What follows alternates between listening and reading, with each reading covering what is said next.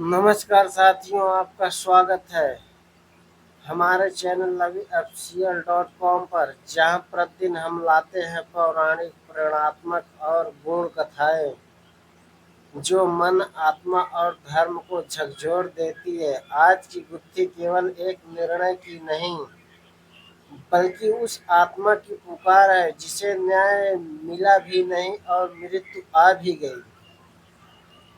एक रात जब चंद्रमा आकाश में उदास दिख रहा था, राजा विक्रमादित्य ने ध्यान में प्रवेश किया।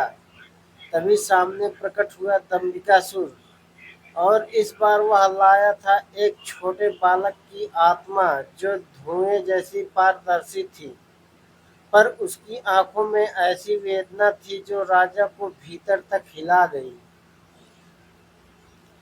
दंबिकासुर बोला, राजन, यह बालक जीवित नहीं है, यह मारा गया था एक चोरी के आरोप में, जिसका न्याय आपके नाम पर दिया गया।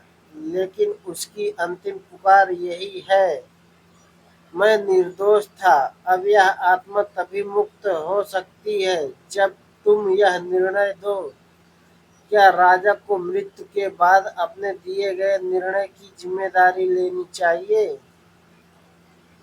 जब कोई निर्दोष व्यक्ति राजा के आदेश से दंडित हो जाए और उसकी आत्मा मृत्यु के बाद न्याय की याचना करे, तो क्या राजा उत्तरदायी है? क्या उसे आत्मा को न्याय देना चाहिए या यह कहकर मुक्त हो जाना चाहिए कि निर्णय उस समय के अनुसार उचित था? राजा विक्रमादित्य के मन में उस पुराने निर्णय की स्मृति जाग उठी। उन्होंने उस समय सबूतों के आधार पर निर्णय दिया था, पर अब बालक की आत्मा वह कह रही थी, मुझे फंसाया गया था। राजा बोले, राजधर्म केवल जीवितों के लिए नहीं, बल्कि आत्माओं के लिए भी होता है। मैंने यदि भूल से न्याय में त्रुटि की है तो उसका भार मुझे ही उठाना होगा।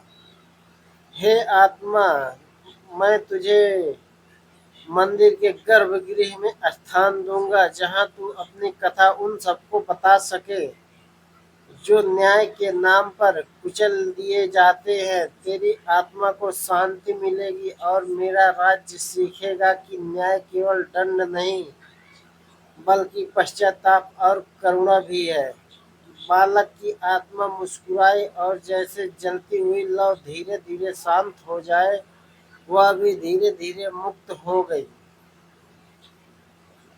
दंबिकासुर ने सिर झुकाया और पहली बार बोला, आज तुमने मृत को जीवन दिया है राजन। यह परीक्षा नहीं, तब था। सच्चा राजा वह नहीं जो केवल जीवितों के लिए न्याय करे, बल्कि वह जो मृत आत्माओं की पुकार भी सुने।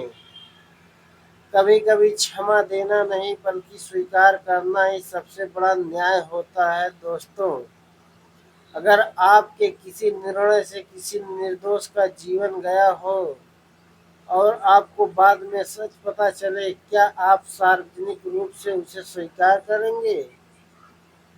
कमेंट में बताइए, आपके अनुसार क्या आत्मा को न्याय मिलना जरूरी है या सिर्फ जीवन में न्याय पर्याप्त है?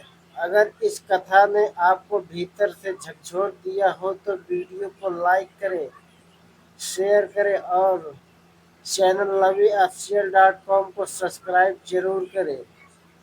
अगली गुत्थी में फिर मिलेंगे, जहां धर्म, न्याय और आत्मा के सवालों का उत्तर खोजा जाएगा। धन्यवाद मित्रों।